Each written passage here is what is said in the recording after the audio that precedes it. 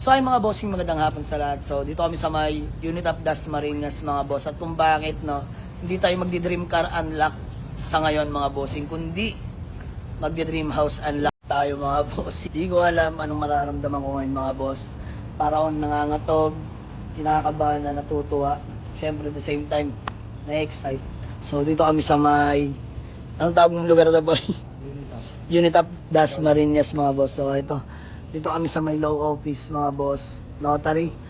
Dahil gagawa lang ng kasulatan na boy, deed of sale, agreement. Dahil mga boss, pinulipid ko na po yung bahay. Dahil ngayon lang lumabas yung title mga boss. So ayan si Mami, yung owner ng bahay. Ma'am, sama mo na sa vlog. Ma'am, please ma'am sa akin, maraming salamat. Syempre tinupad mo yung pangarap ko, di ba? Siyempre. So mga boss, si Ate Norma, napakabait niya. Siya yung owner ng bahay. Mga bossing, ko lang, konting istorya lang. So ayan, nangungupahan lang kami doon mga boss sa bahay na yun. Almost 3 months kami nangupahan. So anong nangyari? Biniro ko lang si Ate Norma. Ayan, sabi ko, te, baka binibenta yan. At ayun, ang dami kasing bahay niya Ate Norma. Siyempre, nag-work siya sa Netherlands before. Then yun, nag-senior si ate, hindi na siya nakabalik doon.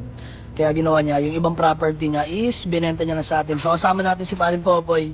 Guide natin yan. Yung masarap sa pakiramdam, dream house unlock. Yes. Aray mo. Aray ko, best. So ayun mga boss, pinulipid ko na yung bahay. Totoo lang, honestly, wala namang masama sa hulugan sa monthly, no?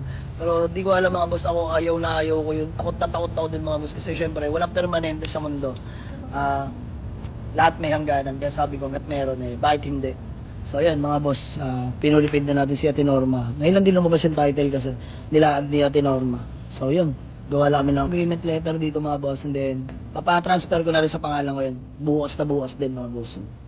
So, ayun mga boss, mamaya pasulya po sa inyo yung dream house unlock natin mga boss. Pina-renovate ko na rin natin Norma.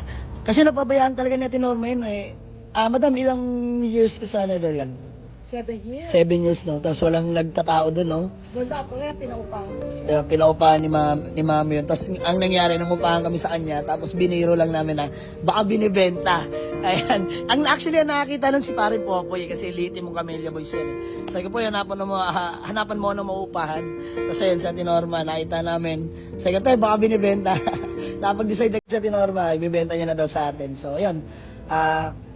Grabe si Lord mga boss. Walang imposible, basta magtitiwala ka lang, kikilusan mo lang. So mga boss, papayito sa inyo mamaya yung bahay. Let's go!